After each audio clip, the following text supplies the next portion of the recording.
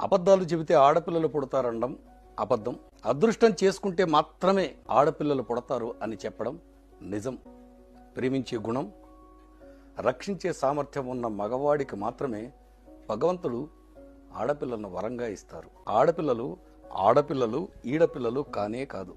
యాడ ఉన్నా కూడా అమ్మ నన్ను గుండెల్లో పెట్టుకుని కొలిచే బంగారు తల్లులు. ఆడపిల్లలు నిన్ను నన్ను కన్న తల్లులు.